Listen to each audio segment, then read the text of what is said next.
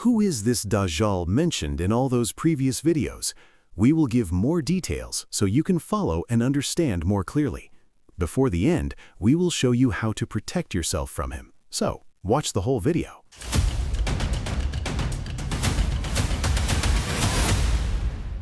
Who is Dajjal? Dajjal is a deceptive and dangerous figure who will appear near the Day of Judgment with the mission to mislead people and test the faith of believers. He's often referred to as the false Messiah because he falsely claims to be the awaited Messiah, twisting the truth and doing things that look like miracles to gain followers. In Christianity, he's known as the Antichrist, as he opposes true guidance and misleads people away from righteousness. However, unlike real prophets, Dajjal uses his abilities only to deceive, trick, and confuse people, steering them away from Allah's path and guidance. Dajjal will go as far as to claim that he is a god, demanding worship and loyalty from people. He's given certain abilities by Allah as a test from humanity, including the power to cause rain to fall or withhold it, to control resources, and to perform other acts that seem like miracles. However, these signs are tricks meant to test how strong believers' faith really is. Description of Dajjal. Dajjal is described as a young man with a reddish complexion, short in height, with thick, curly hair, a wide forehead, and a broad upper chest, giving him a distinctive look. His most noticeable feature is his one eye. His right eye is damaged, resembling a floating grape, while his left eye is partially covered by a thick piece of flesh at its edge. In some narrations, he's described as being pigeon-toed and hunchbacked. Between his eyes is the word kafir, written in Arabic letters, which only Muslims with sincere faith will be able to see and understand, regardless of whether they can read or not. This recognition of the word kafir is a gift from Allah, enabling believers to know him for who he truly is, while non-believers remain unaware of this sign and are more likely to fall under his influence. Dajjal is also described as being sterile, having no children.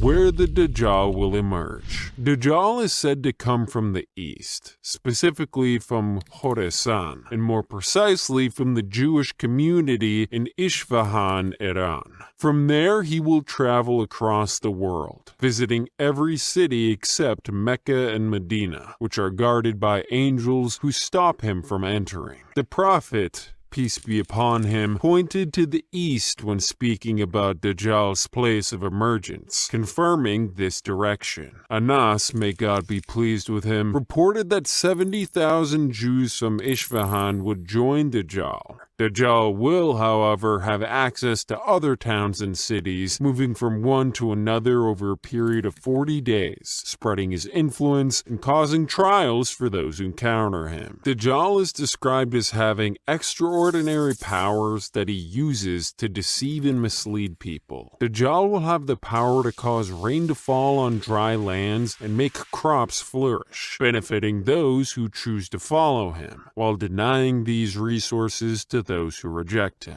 This manipulation of natural resources is intended to pressure people into following him out of fear or desperation. Dajjal is also granted the ability to perform false miracles, which include creating the illusion of bringing the dead back to life or curing the sick, which makes people think he has divine power. These tricks are meant to test believers and challenge their faith in Allah. One of Dajjal's most powerful illusions is his ability to carry what looks like a paradise and a hellfire. He will ask people whether they want to go to hell or heaven. The Prophet Muhammad, peace be upon him, warned believers to choose what appears to be Dajjal's hell, because it is in fact the path to safety. This reversal of reality is a key part of Dajjal's deception, making it extremely challenging for people to distinguish truth from falsehood. Some narrations describe him as traveling with ease, covering vast distances in a short time. This extraordinary mobility expands his reach, enabling him to appear in multiple regions and increase his challenge for believers. The followers of Dajjal will be people who are easily influenced and lack strong faith. According to authentic Hatidh, Dajjal will be followed by a large group of Jews from the region of Isfahan in Iran. Many of his followers will also come from those who have weak hearts and are impressed by his tricks and promises. There will also be a large number of women among his followers. His ability to perform miracles and offer material comfort will especially appeal to those seeking relief from worldly struggles. Due to his persuasive power, a high number of women will become his followers, to the point where men will feel the need to protect their mothers, daughters, and sisters by restraining them from going after him. According to authentic teachings in Islam, Jesus, peace be upon him, will ultimately defeat Dajjal. After Dajjal has spread his deceptions, misleading and confusing many people, Allah will send Jesus back to earth to restore justice and truth. The Hadiths describe that Jesus will descend from the heavens near a white minaret in Damascus, Syria, wearing garments that shine as if dipped in light. He will join forces with the remaining faithful believers. At this time, Dajjal will be advancing with his followers toward Jerusalem, hoping to establish his control. Jesus, peace be upon him, along with the believers, will pursue Dajjal until they reach the gates of Lud, a location near Jerusalem in Palestine. When Dajjal catches sight of Jesus, he will be filled with terror and begin to melt like salt dissolving in water, unable to withstand Jesus' presence. Jesus will then kill him, ending Dajjal's reign of lies and deception. This event will free humanity from Dajjal's test, bringing an end to his efforts to mislead people, restoring truth and guidance for those who had remained faithful. Following Dajjal's defeat, Jesus, peace be upon him, will establish a period of peace and justice on earth. Under his guidance, people will unite in worshiping Allah, and he will correct misconceptions surrounding his identities and teachings. False beliefs and practices will be eliminated, and the world will experience a time of harmony and prosperity as all the people embrace the message of Islam.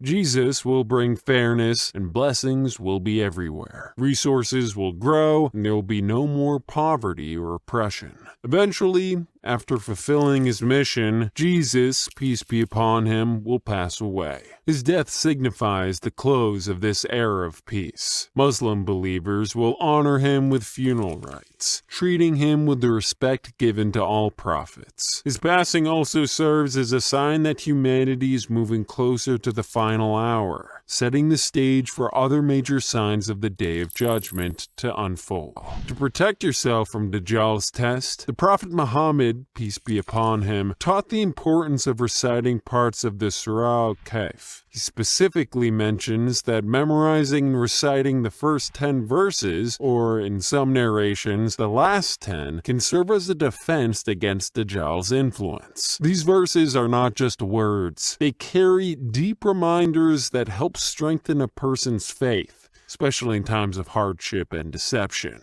Now you know all you need to know to recognize him and understand what we are talking about in this series. If you haven't yet watched the previous episodes, now you can do it with a clearer mind. Also, please give us a like and subscribe so you do not miss any new episodes exposing Dajjal's servants preparing for his arrival. And please share this information and tell us in the comments what do you think of all this. See you in the next one.